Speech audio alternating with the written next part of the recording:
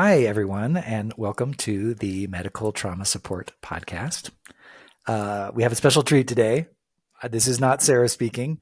My name is Matt Maxwell, and I'm going to be your the substitute host for the day, stand-in, because today we have a special treat, and I'm going to be interviewing Sarah Stasica, who is normally the host of this podcast. Mhm.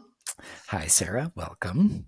Hi, Matt. This is fun. It's fun to be on the other side and also a little nerve-wracking. Yes, good, good. You're in the hot seat.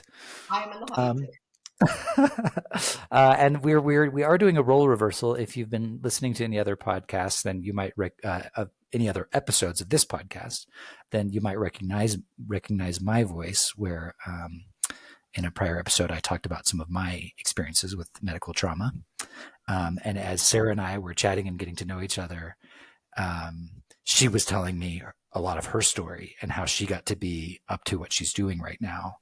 And I was like, oh, your listeners need to hear this. I think it's really valuable and special to hear about your story. So I said, how about we do a switcheroo, and I'll sort of interview you so you have a chance, Sarah, to share with listeners some of what your journey has been, how it's impacted you, and how that's created what you're up to now. Yeah. Thank you so much, Matt. I'm very appreciative to you for coming up with that idea because I realized that I haven't shared my story like this. I've just like maybe share tiny snippets as I'm talking to people and something relevant comes up. But yeah, I'm excited to share. Great. So let's start with what you're up to now, and then let's go back to like what is the journey that got you here. So obviously you were offering the podcast. Right. Um, Tell us a little bit more about like the podcast and its purpose, and then the other stuff that you're up to right now. Yeah, so the podcast is not the first thing I started with, but the reason I wanted to start with the podcast is because I really wanted to spread awareness of medical trauma, that it's actually a thing. I wanted to spread awareness for even people who, or especially, I should say, probably people who have experienced medical trauma but didn't actually understand there was like a word for it, but they'd had a medical experience. Their life had changed where they were, maybe experiencing a lot of anxiety or anger or sadness. I think it can be really helpful and healing to realize there's a name for what you're going through and that you're not alone in it. There are so many other people who have experienced medical trauma and are feeling similar things to what you're feeling. And a really big piece of what I try to bring into every one of these episodes is and you can heal. You can start a healing path. There are different ways you can do that. The path is going to look different for everyone, but there is a path to feeling better and healing from the trauma that has happened to many of us in medical settings. And so that's really the purpose for the podcast. One other thing though, when I started this podcast that I really wanted to do was to share people's stories. I think, and that's, you and I talked about that where you shared your story. Because I think, again, that makes people feel like they're not alone. There are other people who know what it's like, who have the lived experience, that deep, visceral knowledge of medical trauma, and it's the big impact it can have on somebody's life. So really awareness and sharing stories and talking to people who are also in the field supporting people who are healing from medical trauma. So that's the Yeah. podcast. Um, the other Wait, let me thing let me that pause you there and just say how much Sure. I really appreciate that. That both just how important awareness is. Mhm. Like I feel like even being interviewed by you and talking about some of my experiences, and then listening to other episodes, how much I've been like, oh, yeah, oh, Yeah, I've become more and more aware of how much some of those experiences impact me. right. And it's like until I can be aware of it, there's not a lot I can move. So both that Right. like awareness piece and the healing piece, I just feel like are so important, and I just feel really grateful that you're creating these ways for people like me to undertake. Like, we wouldn't undertake the journey unless we started to become aware of how Right. these different experiences are impacting us. Yeah. Well, That's thank you for awesome. sharing Okay, so that. that's the podcast. And what else? So, one of the newer things that I've done is I have an online course that is now completed. And so people can join the online course. And essentially, what I'm trying to do is pull things that I would share with somebody if I worked with them one on one into an online course. Now, obviously, that is going to be a different experience, but there were people that I talked to who I think really could benefit from having a course, an online course, because they're able to do it at their own pace. They're able to do it when they have time. And the online course it's a guide to starting from where you're at. In the course, we start with goals, with you setting your own goals. Every every day of the course has its own nervous system, somatic kind of practice, because that's such a huge piece to feeling better is getting to understand and become friends with your own nervous system, and in doing that, seeing which of the practices really resonates with you and helps you to feel better. And then there are check-ins, so there's a lot of opportunity for people to, listen to what the content is for the day and then apply it, think about how it's impacting them. And I think that's really important, not only to learn things, but to have practices and to be able to set aside some time to process how that impacts you and where you're at. So that's the online course. I What is also it called? offer, Does it have a name? it is called the Healing from Medical Trauma online course. Okay, nice. And And where it's would on I my find it? website. It's on Okay, my which website, is medicaltraumasupport.com. great. Nice. Okay, Ooh, that great. sounds exciting. Okay, so there's a course and And so I also do, I run peer support groups. So it's a group of people that come together who have experienced medical trauma. I often get the question like, well, what kind of medical trauma? Does it have to be like, this is what happened to me? Is it different than that? And it is really across the board. It is for anyone who has experienced medical trauma and wants support. So the different experiences people have had, they're definitely very varied within the group, but there's so much common ground.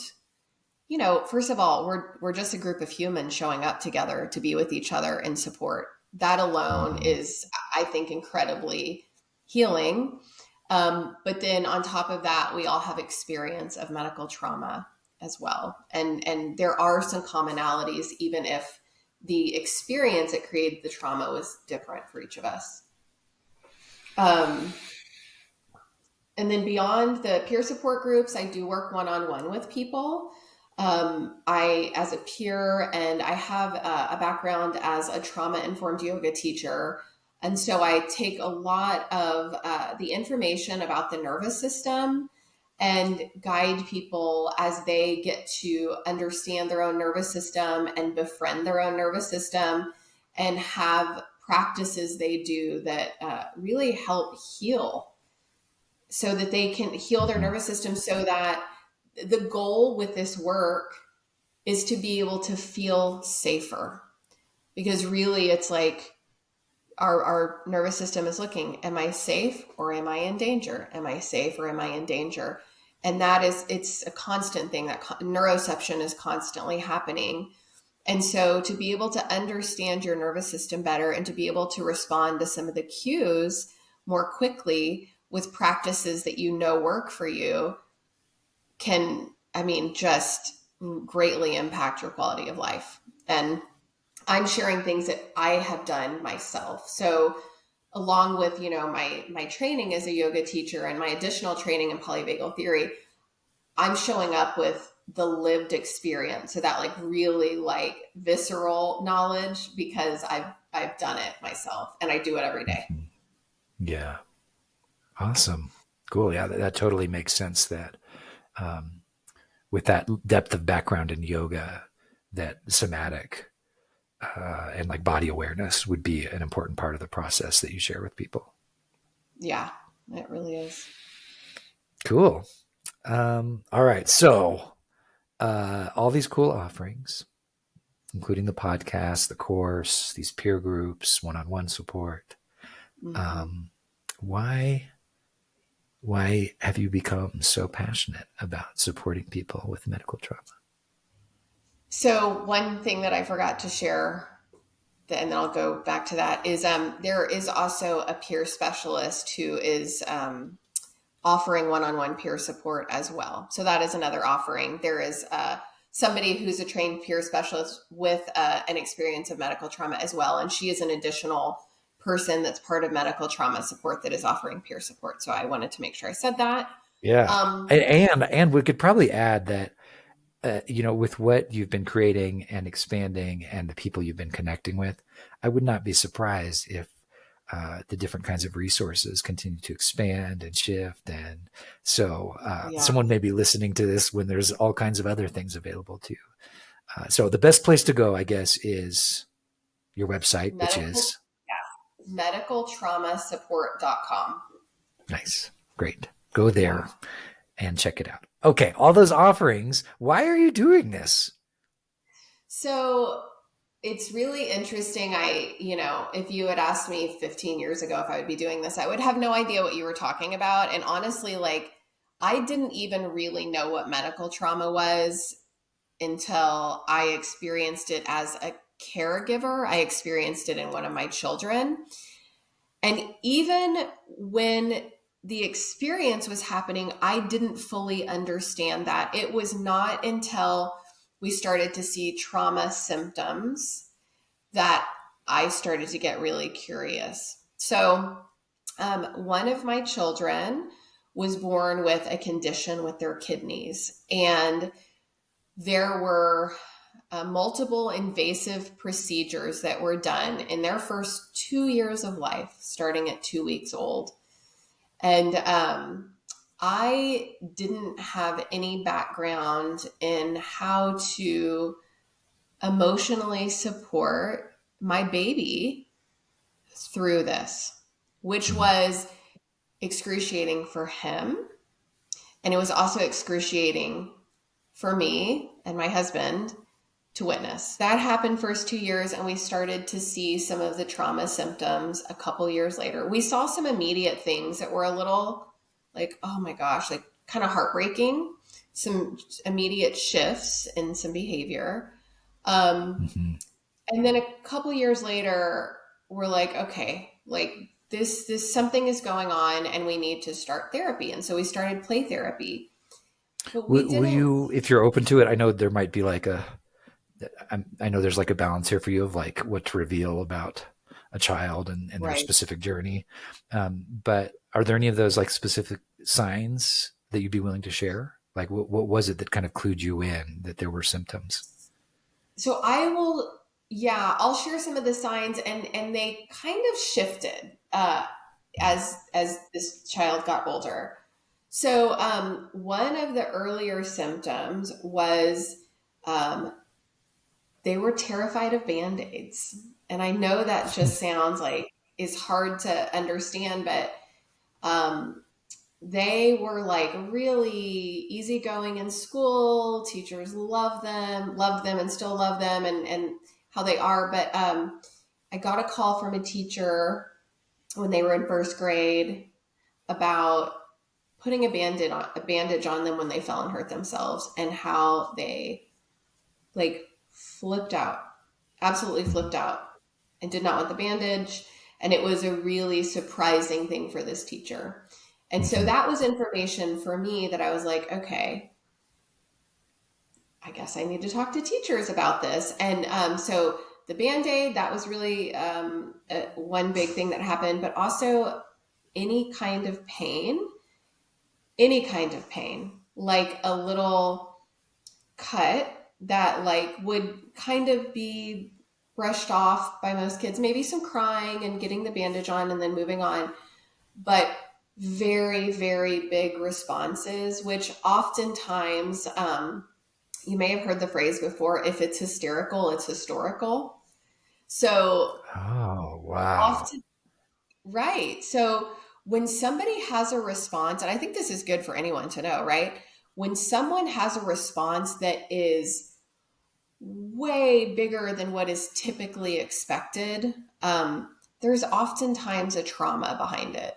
You know, Hmm. it's a response to not only that particular incident, but the trauma or traumas that have happened before it that are the body is remembering. And also for people to understand that that is not a thought out process. So Hmm.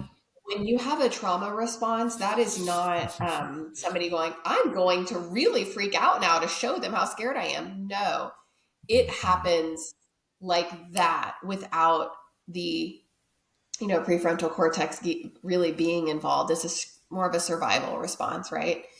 So and in the way that my child was showing it, it was like a sympathetic response. That sympathetic charge of the nervous system is how it was showing up when other people noticed. So as they got older and started to get bigger, it started to look even more like at doctor's appointments and dentist appointments, it started to look more like fight or flight. And that's something that is noticeable. When somebody is, I'm going to go into a little bit of nervous system talk, but when somebody is in the dorsal vagal part of the parasympathetic nervous system, you can tell they're a little like shut down and not as connected, but it usually doesn't get the same response from like doctors or teachers that the Hmm. sympathetic charge gets, because that's I'm running or I'm fighting. And Yeah. so we were seeing as this child was getting older, the anger, you will not touch me kind of thing happening at the Wow. doctor's, the dentist office, the orthodontist office. And so, um, as a mom, I would advocate for them and I would talk to the medical professionals beforehand. And by this time, I was starting to get more familiar with what medical trauma was. And I would say, I just want to let you know in advance that they have a history of medical trauma and might have big responses. And I was also in there, sometimes almost, it felt like I was a translator in a way of Hmm. something that a medical professional might say to them that I knew would sound scary. And so I would say, oh, I'm wondering, and I would say this to the doctor and nurse, oh, I'm wondering if you're saying this and this is why you're saying this. And they would go, yes, that's right. Uh-huh. So Hmm. I became this translator of taking information from somebody who wasn't trauma informed and putting it in more trauma informed language. Hmm. So that's what led me to decide in my master's in social work program to do an independent study with a professor specifically on medical trauma, because of those experiences. And I really wanted more information and I wanted an opportunity to actually try to find, I'm in Austin, to try to find resources that were knowledgeable about medical trauma in my area. Hmm. And during that research, I didn't find it. And that is when I decided, okay, it's not there. I've done this research on medical trauma. I've done the research on how common medical trauma is, the many, many ways that medical trauma occurs. So I'm going to start something. I'm going to start something. I want community too. So that was part of it too, is like, well, I'm going to start this website and hope that other people that are looking for community and support reach out to me and we can create this community together of people that have experienced medical trauma and want to heal and want to find support. And so that's how it started. Wow. Wow. So there was sort of a like creating what you needed. Exactly. Yeah. Hmm. And when was that? So that when I actually pulled it together to do that was 2023. Yeah, we're at the end of 2024. So in 2023 is when I was like, all right, I'm putting this website out there and hoping that I can find community through this Hmm. and offer support and receive support. And the research, like in my program, started in 2021, I believe. So there were like, a number of years of, and even before that, there was a number of years of learning what I could just as a person who didn't have access to research articles, but, trying to talk to people, trying to understand it, talking to therapists about trauma, but not specifically medical trauma, because there aren't a lot of people. There are more people now, but weren't a lot of people who understood medical trauma. And for people listening who may have listened to one of the episodes about integrated healthcare, we also talk about enduring somatic threat, which is, I think, a really important lens to look at medical trauma through. It's like another kind of definition instead of PTSD. I don't know if definition is the right word, but framework, really. It's a different framework to look at medical trauma through. And I don't think a lot of people know about it. And I think that's something that's really important for people to know that are working with people that have experienced medical trauma. So, so I guess really my journey started almost 14 years ago with my first experience. Yeah. And so it sounds like, there's, and even as I look at my own life, there's the impact of sort of my own experiences with treatment, with my own medical care, ways that's impacted me. And then a particular experience I've had of a very close, dear loved one who's experiencing tremendous medical difficulty. And it's like, we're all a village, right? We're all connected. And so whether it's like my own trauma, in quotes, or someone I love, right? I have an interest in learning, like, how do we be with that? How do we process that? How do we get to healing? Yeah. It kind of flows through our loved ones into us sometimes. Absolutely. Absolutely. And I think I just have so much, I don't even know the right word. I just know how it feels to be a caregiver who is scared for your child's life.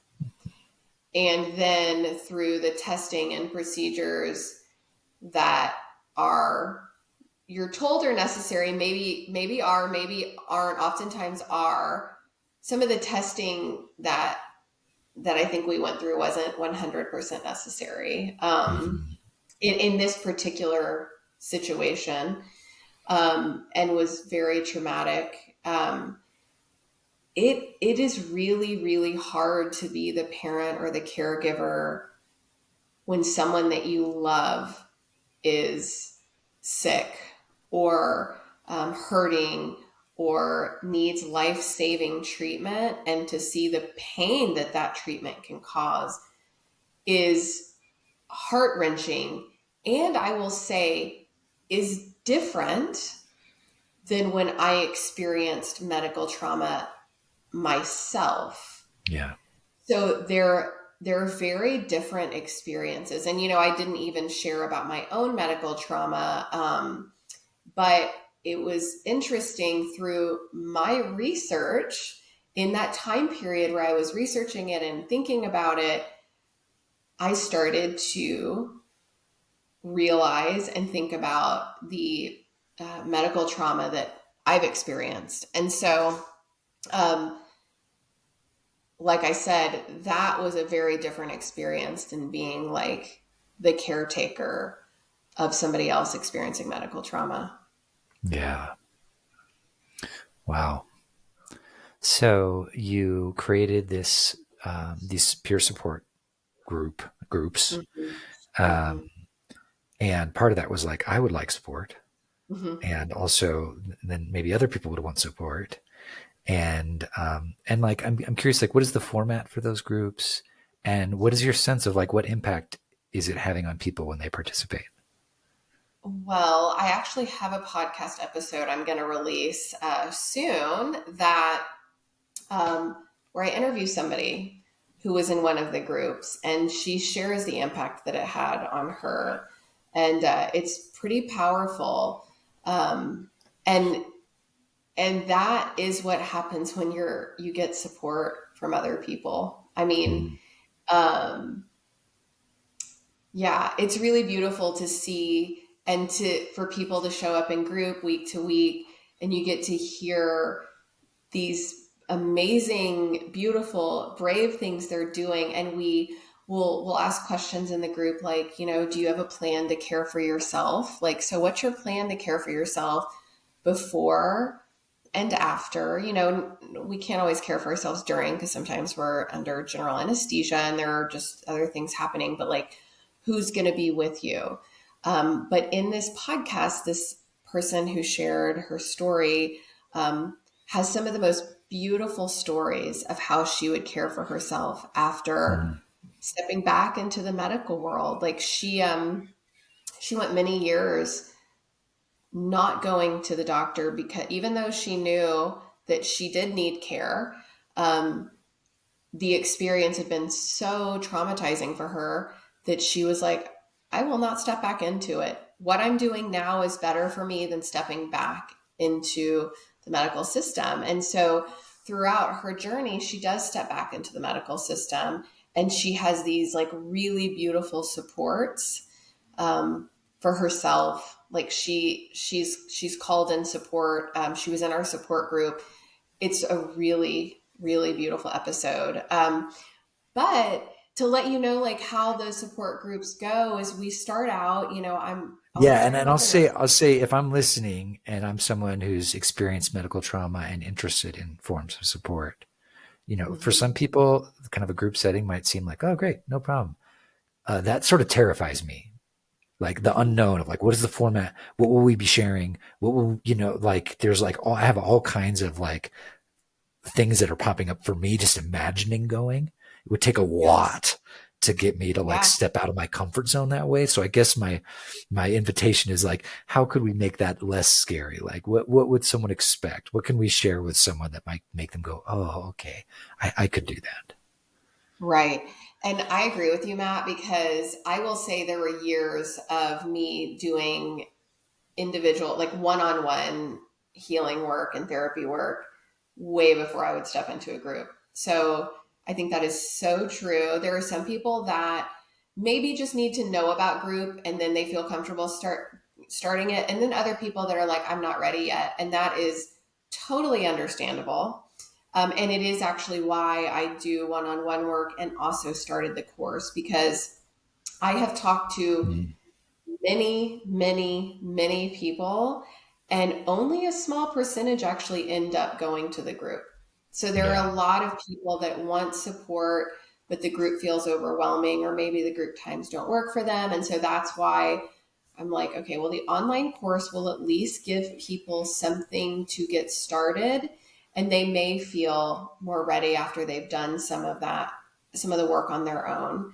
Um, but for the people that are ready for group, what group looks like is we start out with a nervous system regulating practice. So that may be straw breath. It may be tapping. I do sternum tapping to stimulate the vagus nerve. And it really, what I'm doing right now for anyone watching, um, has been really helpful for me and other people. A lot of other people that I've shared it with have reported back that it really helps calm them. Um, so we'll start with something like that. That's like 2 to 3 minutes. And then we check in. So each person will share with the group how they're doing. You always have the option to pass. But we don't have huge groups. And I think oftentimes you get to know the people in your group because we've been doing them as 12-week sessions. So you really get to know the people. Not everybody comes every week. Some people come a couple times and they realize they're not ready for it yet, and so they take a break. But you do a check-in, and we all are like rooting for each other. So somebody, maybe told us before that they had a doctor's appointment coming up the week before, and so in the check-in, oftentimes they'll tell the rest of the group how the check-in went, how they took care of themselves, or how the appointment went, how they took care of themselves, how they're feeling then. So oftentimes that check-in takes a big Yeah. part of the group, because Yeah. conversation stems from that. If we have extra time, I will then ask who else wants some support this week, like who has something coming up that they want some specific support around. And oftentimes at least one person will say, I have this thing coming up and I'm feeling scared, and we'll listen to them, but also offer some ideas for practices or ways they can take care of themselves. And then we end with like 2 to 3 minutes of Koshi chimes, which I'll grab and show you. What is this? Ooh. So I just play the Koshi chime, and everybody just breathes and takes a minute.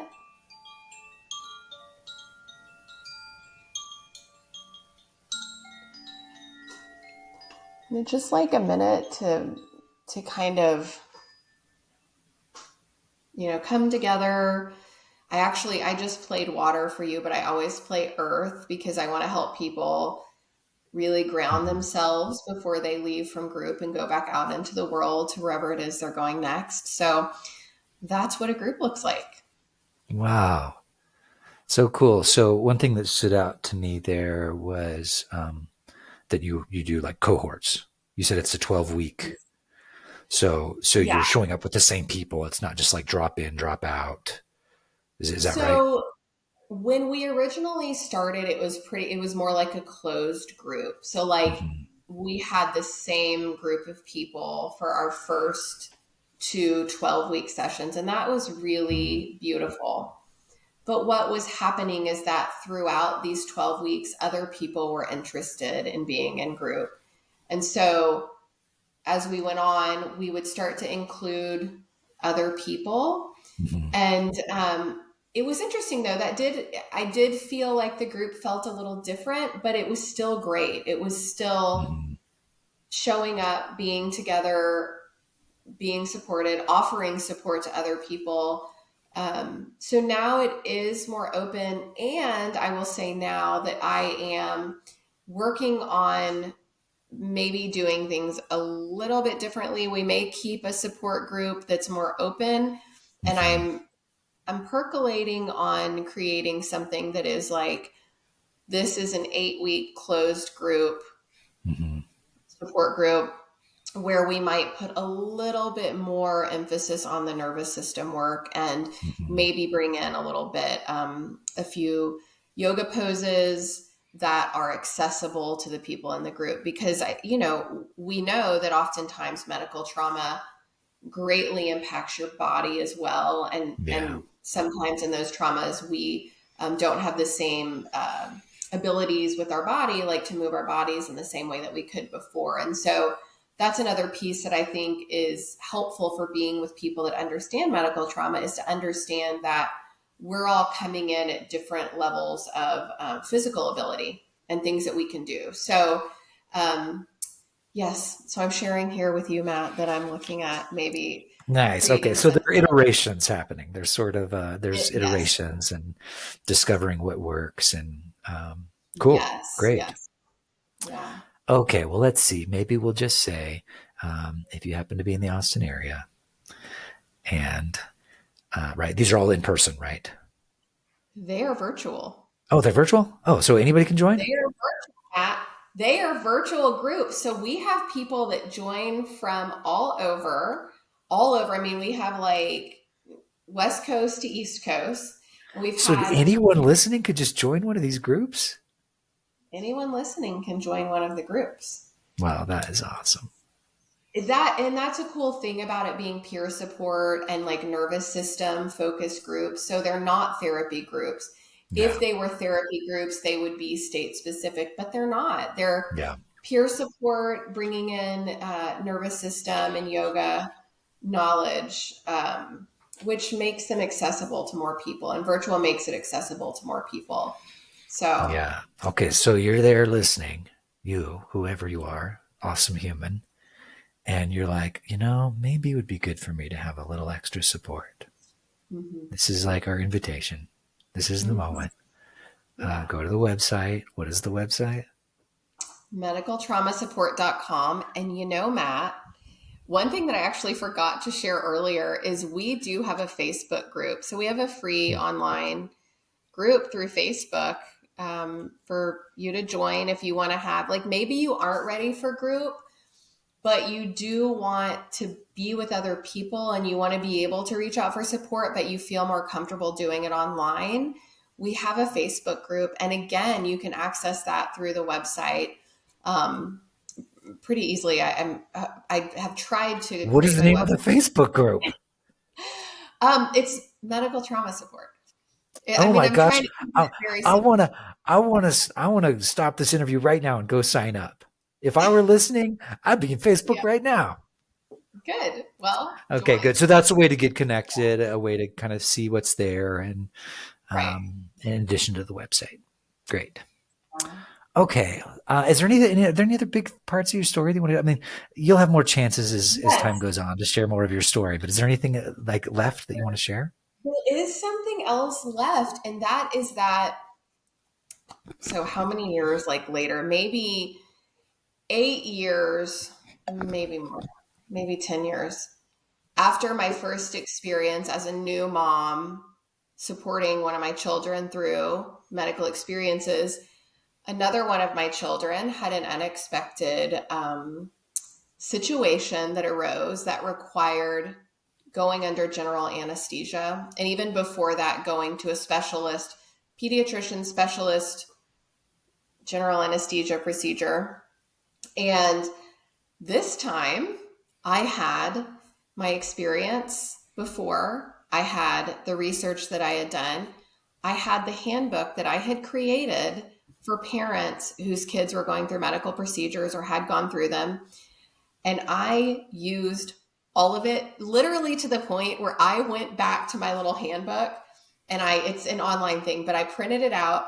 I'm like looking through it. Have I done this? Have I done this?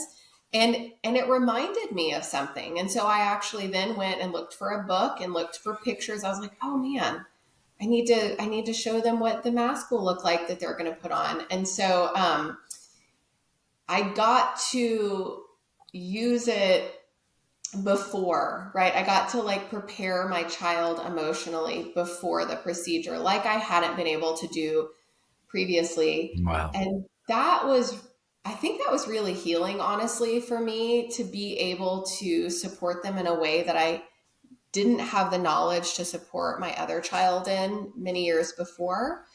Um, and I think it went really well, but I have to say, and I think this is really important for any caregiver listening, is that before I could turn to my child and support them through this process, I had to sit with my own feelings and my extreme terror.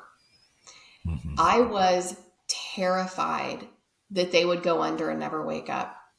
And again, not that that's that unusual, but there was way more charge for this experience than you would typically think. And what I realized in that processing is that I hadn't fully processed what had happened, the trauma of being the mother witnessing. So Mm-hmm. there was some processing that I had to do. And I was able to do it, a lot of it on my own, because I'd had years and years of guided support from therapists and yoga teachers. But that was a crucial first step so that I could then go into my engagement with my child in a much more regulated space. And this is another important thing is I had a plan for what I was going to do. So we had a plan with my child of what we were going to do, questions we were going to ask, because there were questions that this child had that I couldn't answer, but I knew the anesthesiologist could. So we brought those questions. The place we went was so wonderful. They, showed them, the anesthesiologist took his mask off, was so kind to her, like, this is what my face looks like. So you're going to see me in there. And they said, would you like to go back? Would you like to see where you're going to go? They took her back. They said, oh, would you like to push the button to open the doors? I mean, incredibly trauma informed, loving, kind experience. And I had my plan of what I would do while they were under anesthesia. And Mm. for me, that involved walking around that building, tapping my sternum, doing my breath, feeling my feet on the ground as they stepped. So, and then I was able to go back in when they were wheeled out and, they had just come out of the anesthesia, and I was able to be slow and quiet and just be with them. And I did have to advocate for them. There was one thing that was going on that I said, we're okay. Mm. We don't need that. And then they were like, okay. And they moved on. And I was just able to be there with her, regulated, attuned. And when anyone gets out of anesthesia, sometimes they can be scared, feel really wonky, maybe really aggressive. So the more that a caregiver can be regulated and grounded and centered, the more we can handle being with them in that state where they may Mhm. be aggressive and angry. So, Mhm. so yeah, Wow. that felt like a really beautiful healing experience. And from what we have seen, and it's now been 2 years, um, it seems like that experience did not leave them with lasting trauma. We talked a lot about it. Yeah. Um, so I think it's important to share that, because we can do things to help ourselves and to help other people that we're caregiving for, whether it's your partner, your best friend, your child, your parent. Mhm. Um, there are things we can do and ways that we can be with them. And I don't know, that really gives me a sense of hope. Yeah, I love that. And some of what I hear in that is like that became possible because of the work you've done around past experiences. Yes.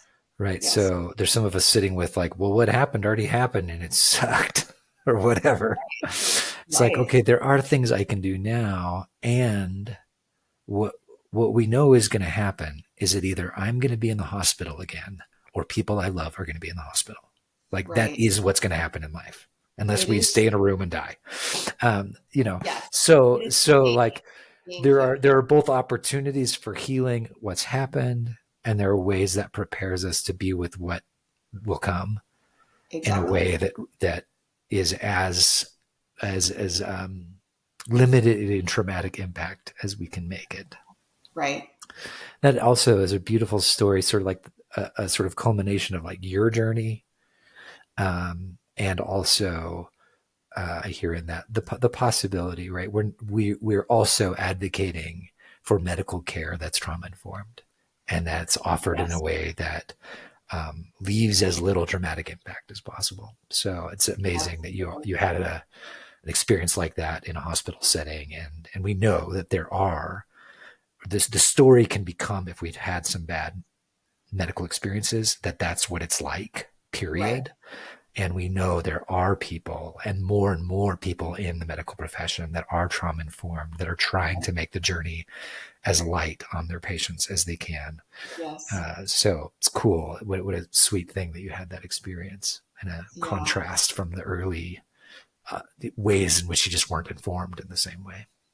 Right. I mean, yes, I agree with you. There are so many beautiful, amazing, loving people showing up every day to help us out, to save our lives, to give us treatment, to make us feel better.